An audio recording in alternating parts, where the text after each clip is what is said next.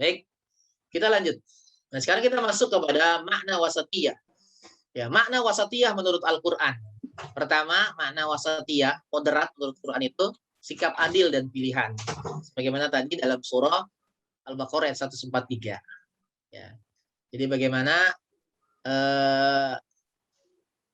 umat Nabi Muhammad kita ini akan menjadi saksi yang adil bagi Nabi Nuh alaihissalam. Ya. Bukan bukan sebagai pengadil, saksi yang dibuat-buat seperti itu.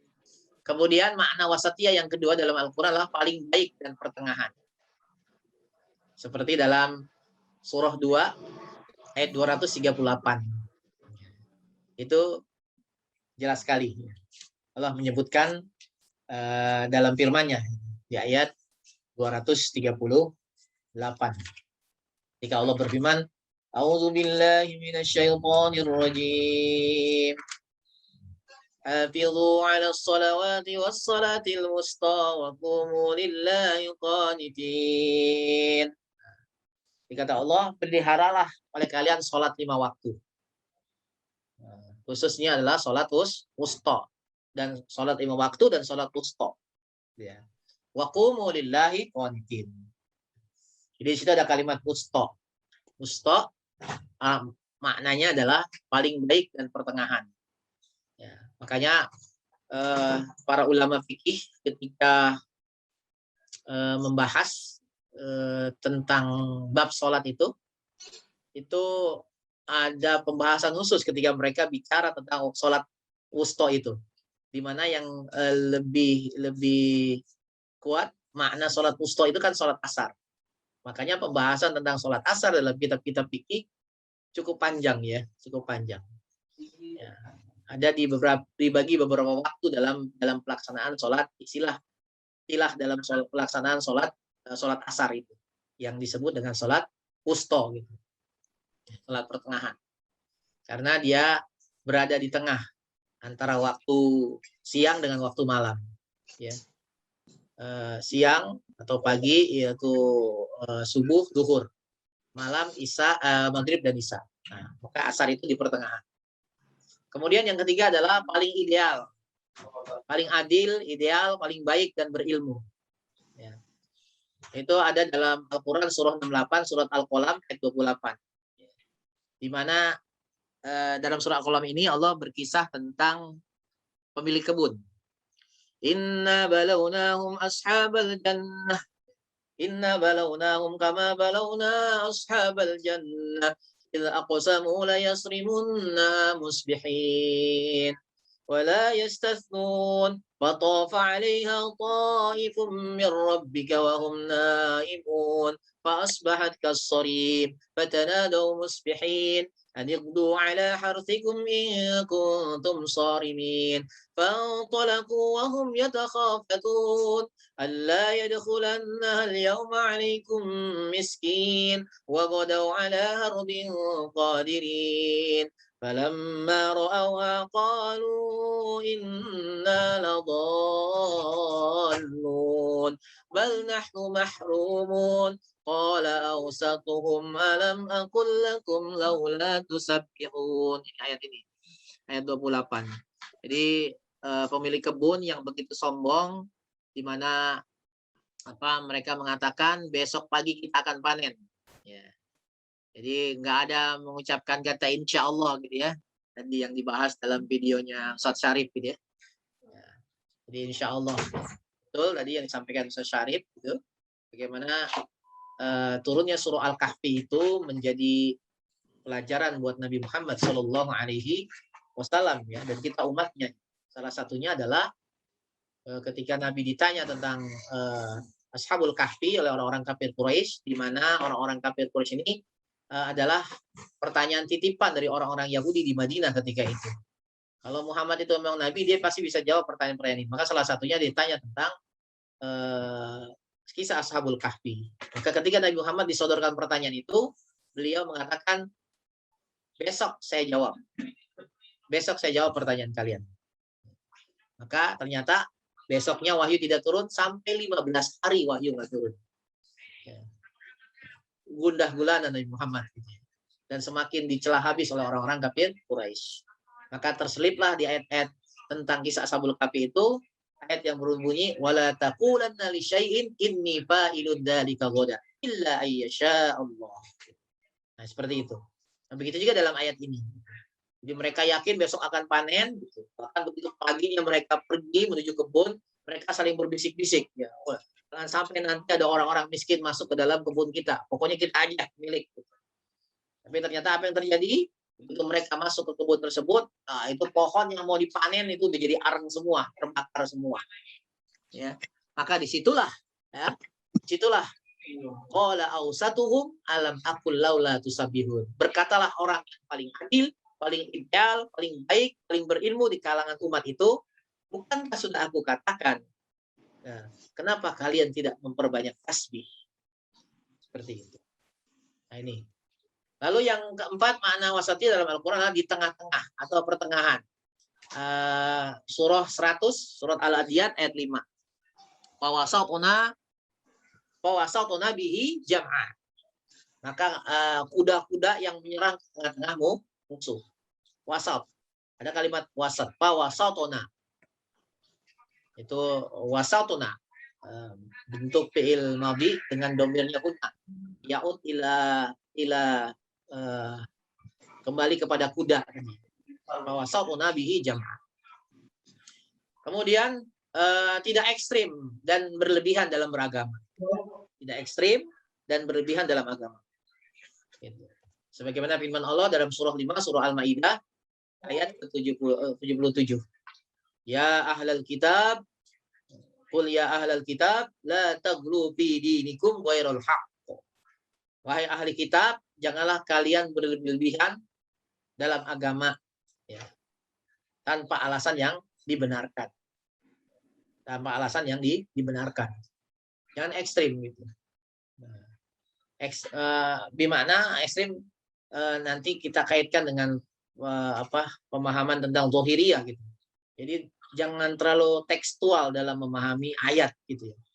Ayat itu tidak bisa dipahami ya hanya dengan teksnya saja gitu. Kalau kita mau mengistinbatkan kepada hukum gitu ya. Kepada hukum. Jadi perlu yang namanya ilmu alat dalam memahami itu. Salah satunya dengan usul fiqh ya, usul fiqh gitu. Untuk menentukan ini hukum, ini perintah fi'il amr dalam ayat ini wajib atau bukan. Ini larangan dalam ayat ini haram atau bukan kan gitu. Dalam kaidah usul fikih kan dijelaskan, ya, dalam usul fikih itu dijelaskan al aslu fil amri lil wujub. Asal di dalam perintah itu menunjukkan kepada wajib. Illa madalat dalilu ala khilafihi, kecuali ada dalil yang menyalahi wajibnya itu. Ini enggak menjadi wajib, tapi dia menjadi sunnah. Jadi sunnah, turun. Maka harus dilihat. Enggak semua, ini perintah loh. Ini perintah. Enggak wajib hukumnya. Enggak begitu. Tidak semua perintah dihukumi wajib. Gitu. Maka perlu alat untuk memahami, mengistimbatkan hukum itu perlu alat. Ilmu alatnya, salah satu usul fiqh. Ini haram, ini dilarang loh. Ini dilarang. Jelas sekali. Dalam ayatnya dilarang, dalam hadis dilarang. Kita nggak boleh haram. Maka dalam usul fikih al-aslu bin nahyi, asal dalam larangan itu ditahrim, menunjukkan kepada haram. Illa madallat dalilu ala khilafihi, kecuali ada dalil yang memalingkan dari keharamannya menjadi makruh misalnya, seperti itu. Nah, ini jadi jangan ekstrim. Biasanya ekstrim itu tekstual dalam memahami dalil, biasanya seperti itu. Jadi kaku seperti itu ya. Sama juga misalnya dalam hal di masa pandemi ini tentang tentang sholat berjamaah, sholat berjarak kan seperti itu. Nah, itu ramai banget gitu ya. Kalau kita baca pendapat-pendapat para ulama itu sebenarnya udah selesai, nggak perlu diperdebatkan panjang gitu ya. Nah, cuman kan kita ekstrimnya, wah ini rapat ini, gitu. Setan, nggak boleh ini, sampai bilang kagak sah seperti itu. Padahal para imam mazhab tidak sampai kepada kesimpulan tidak sah gitu.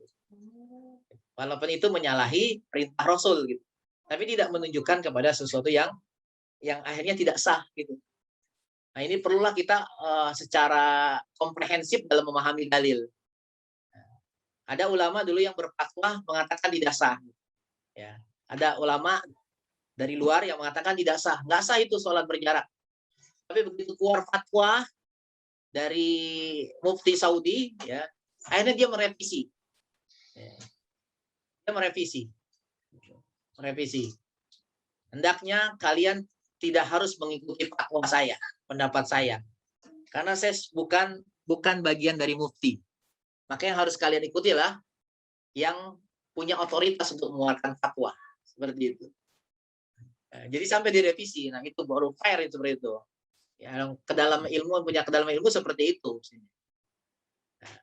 Dan tentu punya kajian yang begitu panjang tentang kebolehan dalam sholat berjamaah. Gitu. Nah, inilah ketidakkakuan kita dalam memahami nas seperti itu. Ya. Jadi penting kita memahami itu. Karena di antara kalau antum buka, kalau imam mazhab secara umum kesimpulannya tadi tidak sampai menuju kepada tidak sah sholat tersebut, ya, sholat berjamaah yang dengan berjarak, nggak sampai. Itu nggak ada pandemi gitu. Itu nggak ada ilat, nggak ada sebabnya gitu. Itu saja tidak sampai tidak sah. Apalagi kalau ada sebabnya gitu. Kenapa harus berjarak? Oh, ada ini, ada wabah seperti itu. Dan perlu dikaji juga tuh. Ada juga berpendapat itu kan kalau nggak ada yang namanya taun sedahsyat apapun di masa dulu sholat sampai berjarak gitu.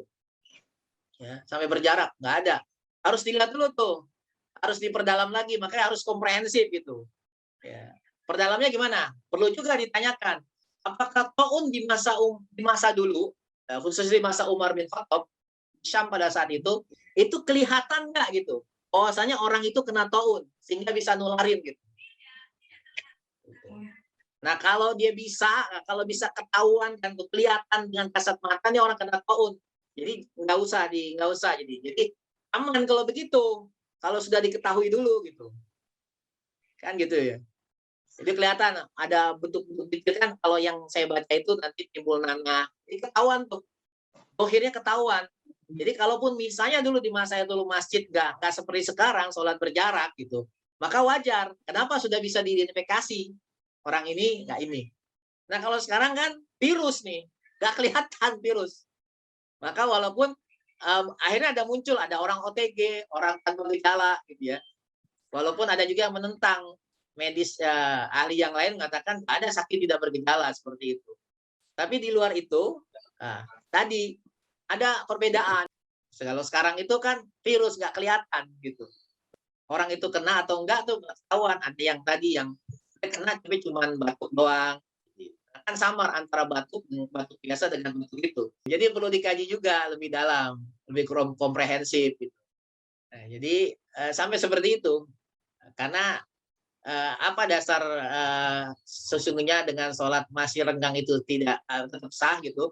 Hadisnya jelas sekali, sau suku pakum paina taswiyata sofi min tamamis sholat. Ada kalimat min di situ. Nah, ada min. Min itu bermakna bisa maknanya litabait ya. Jadi menunjukkan kepada sebagian. Artinya rapat itu merupakan bagian dari kesempurnaan. Untuk sempurna sholat itu adalah dengan rapat. Gitu. Maka itulah di antara dalil para ulama yang mengatakan tidak tetap sah sholatnya bahkan tanpa sebab gitu. Ya, tanpa sebab gitu. Apalagi kalau ada sebab ya seperti itu. Ya, maka hilanglah kemakruhan itu kalau ada sebabnya gitu. Kan gitu. Aja apa namanya? Ini yang saya maksud kita perlu komprehensif dalam memahami hadis. Dalam salah satu bentuk pemahaman zahiriyah itu begitu. Jadi memahami hadis tidak mengkorelasikan dengan nas yang lain atau dengan kondisi yang sedang terjadi. Pokoknya ayatnya begini, mau apapun ya begini seperti itu. Itu yang terjadi. Akhirnya apa? Nanti dianggap Islam kaku. Jadi kaku maknanya seperti itu. Nah itu paling pahit saja begitu. Ya. Jadi tidak sampai tidak sah gitu, tanpa sebab, tanpa udzur. Apalagi kalau ada udzur, maka itu menjadi hilang kemakruhannya seperti itu. Terakhir adalah seimbang antara dunia dan akhirat moderat itu. Bagaimana firman Allah dalam surah 28, surah Al-Qasas, ayat 77. Wa bataghi fi ma ataqallahu darul akhirah wa la tansa nasibaka minad dunya. Jadi akhirat kejar, tapi jangan lupakan dunia.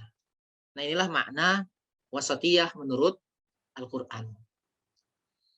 Ini ada beberapa slide lagi nih. Ya, cuman waktu kita terbatas. Insya Allah di lain waktu kita bisa lanjutkan diskusi kita ini. Demikian. Wallahu a'lam bishawab. Assalamualaikum warahmatullahi wabarakatuh.